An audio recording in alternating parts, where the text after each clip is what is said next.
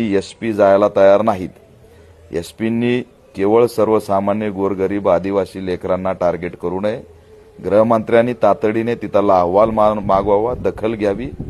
त्या ठिकाणी ब्रिगेड संघटनेचा ज्यांनी मोर्चा काढला पावरा या नेत्याला सुद्धा अटक झालेली, त्याची सुद्धा खतखत पुन्हा त्या विभागामध्ये सुरू आहे. पुन्हा एकदा कायदा व सुव्यवस्था सुरळीत होण्याच्या दिशेने वाटचाल करत असताना मानवतेच्या दृष्टिकोनातून यंत्रणेने वागावं आणि याच्यामध्ये जे विद्यार्थी टार्गेट केलेत ते विद्यार्थी टार्गेट करू नयेत. आदिवासींच्या विद्यार्थ्यांचं जर आयुष्य बर्बाद झालं तर गृहमंत्री हे सर्वस्वी याला आपण जबाबदार आहेत. आदिवासींमध्ये मोठा उद्रेक सुद्धा या संदर्भात आहे.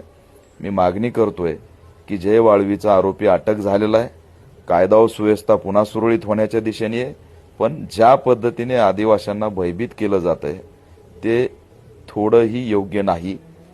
त्यात तात्काळ दखल घ्यावी. गावागावात शांतता कमिटीच्या बैठकी घ्याव्यात.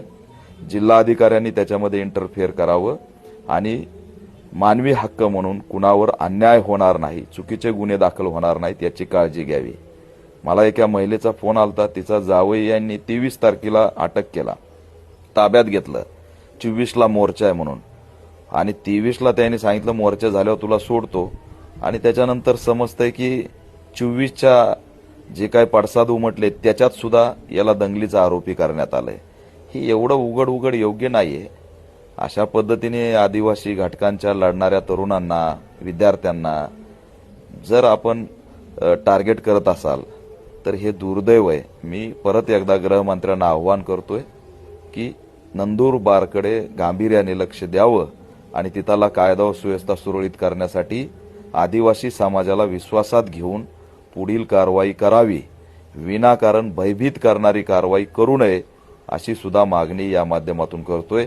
आदिवासी समाज बांधवांना आव्हान करतो की खचून जाऊ नका. तुमच्यासाठी वकिलांची टीम सुद्धा उभा राहिलेली आहे आणि या सगळ्या आमच्यासारख्या लढणाऱ्यामुळे एक प्रशासनावरती दबावतंत्र सुद्धा निर्माण झालेलं याच्यात दुमत नाही.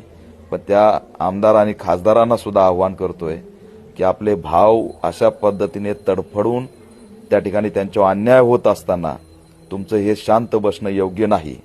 हा मोर्चा आदिवासी समाजाचा एक न्यायिक मोर्चा होता.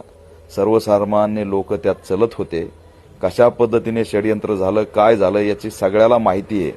त्याच्यामुळे आपल्या एखाद्या चुकीच्या भूमिकेमुळे पूर्ण समाज त्या ठिकाणी टार्गेट होतोय आणि तुम्ही गप्प आहेत हे कधीही समाज सहन करणार नाही. तिथले आमदार, खासदार, लोकप्रतिनिधींनी